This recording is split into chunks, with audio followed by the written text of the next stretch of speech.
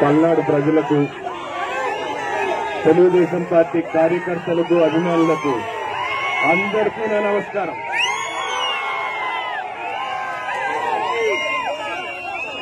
మీ అభిమానం చూస్తుంటే ఇది విజయోత్సవ సభలాగా ఉంది, కానీ ఎలక్షన్ ప్రచారంలా లేదు. మీరందరూ ముద్దుగా పెంచుకునే పల్నాడు పులి శివప్రసాద్ గారి ప్రచారం. ఆయన ఎన్నో అభివృద్ధి కార్యక్రమాలు చేశారు.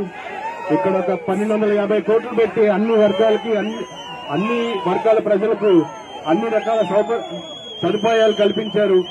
సో మీరందరూ పోయినసారి 2014లో ఆయన అయితే మీకు న్యాయం చేస్తారని గెలిపించారు.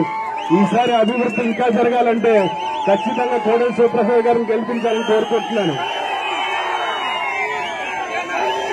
తెలుగుదేశం పార్టీ వ్యవస్థాపకుడు ఎన్టీ రామారావు గారు పార్టీ పెట్టినప్పటి నుంచి మన పార్టీకి వెన్నుముక్కలాగా ఉన్న కోడెల శివప్రసాద్ గారికి మీరందరూ తప్పకుండా ఓటేయాలి, తెలుగుదేశం పార్టీని గెలిపించాలి.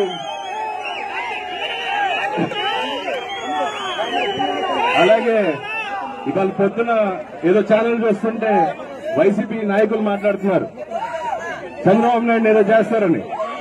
ఆయన ఏదైనా చేయాలంటే మీలాంటి 60 లక్షల మంది కార్యకర్తలను దాటి రావాలి. మీరందరూ ఉన్నంత వరకు తెలుగుదేశం పార్టీ ఎప్పుడూ ఇలాగే ఉంటుంది.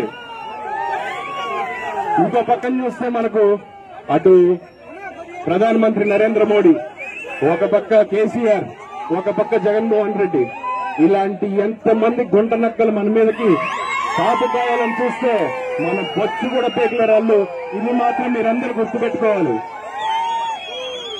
ఈ ఎలక్షన్ మాకు చాలా అవసరం. మన రాష్ట్రం ఇంకా అభివృద్ధి చెందాలంటే ఖచ్చితంగా మీరందరూ తెలుగుదేశం పార్టీ ఓటేసి తప్పకుండా భారీ మెజారిటీతో గెలిపించాలని కోరుకుంటున్నాను. 11వ తారీఖు అందరూ తప్పకుండా మీ ఓటు హక్కును వినియోగించుకోండి. మీ ఓటు హక్కుతోనే మీ రాష్ట్రం భవిష్యత్తుని మనం రాసుకోగలుగుతాం. సో అందరూ తప్పకుండా 11వ తారీఖు మీ 2 ఓట్లు తెలుగుదేశం పార్టీకేసి తప్పకుండా గెలిపిస్తారని కోరుకుంటున్నాను. జై తెలుగుదేశం, జై చంద్రబాబు, జై కోడెల.